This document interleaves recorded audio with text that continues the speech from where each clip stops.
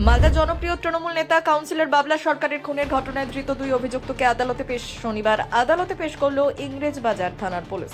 উল্লেখ্য, গত 2 তারিখ প্রকাশ্য দিবালোকে মালদা শহরের 22 নম্বর ওয়ার্ডের পাইপ ফ্যাক্টরি মোড়ে নিজের ওয়ার্ডে দুষ্কৃতীদের গুলিতে খুন হন তৃণমূল নেতা বাবলা সরকার। আর এই ঘটনা তদন্তে নেমে প্রথম দিন ইংরেজবাজার থানার পুলিশ ঘটনায় জড়িত দুই দুষ্কৃতীকে গ্রেপ্তার করে। এরপর শুক্রবার আরও একজনকে গ্রেপ্তার করে এবং শনিবার সকালে আরও দুজনকে গ্রেপ্তার করেছে বলে খবর। জানা গেছে, ধৃতদের নাম অমিত রজক ও অভিজিৎ ঘোষ।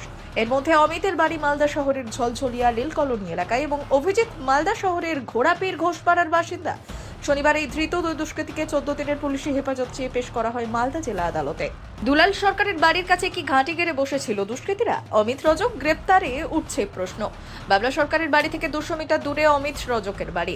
স্থানীয় বাসিন্দারা জানাচ্ছেন, বেশ কয়েকদিন ধরেই ওইখানে আনাগোনা ছিল অপরিচিত যুবকদের। রাতে রান্নাবান্না করে খাওয়া দাওয়া হতো। তাহলে কি অমিতের বাড়ি থেকেই দুলাল সরকারের গতিবিধির ওপর নজর রাখা হচ্ছিল? কারণ দুলাল সরকার খুনের পর থেকে ওই বাড়িতে আর দেখা যায়নি কাউকে। ওই বাড়ি তালা বন্ধ করে রেখেছে পুলিশ।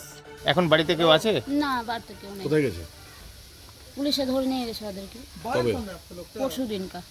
আচ্ছা, ওই দুলাল সরকার খুনে তো ওদেরকে ধরেছে। কে জানি কাকু, আমি সেটা বলতে পারছি না। সন্ধ্যার সময় আমি একে ডাক্তারের কাছ থেকে নিয়ে আসলাম। এর আগে কি কিছুদিন আগে ওখানে গুলি টুলির ঘটনা ঘটেছিল একটা? সেটা তো হয়ে গেল 10-15 দিন আগেই ঘটেছিল। কি হয়েছিল?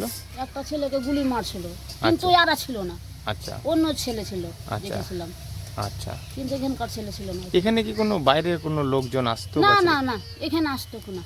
আচ্ছা, না, দেখতাম না, কই দেখতাম। ওরা ওই বর কাকে তো দেখতেই পারতাম না। ওর ছোট ভাইটাকে দেখতাম, গায়েটাই ধুইতো। বড় কোনটা? বড় কৃষ্ণ। আচ্ছা, কিরকম বয়স এদের? বলতে পারছি না, আমরা আসিনি। আচ্ছা। তার আগে থেকেই ধরেন কি ওরাকে দেখছি। আমাদের আশা এখানে প্রায় 20-25 বছর হলো। লাস্ট কবে দেখেছেন ওদের? আমি ছিলাম না, মেয়েকে নিয়ে আমি ডাক্তার কাছে গেছিলাম কিশোরপুর। ওখান থেকে আসার পরেই এই ঘটনাটা দেখতে পাচ্ছি।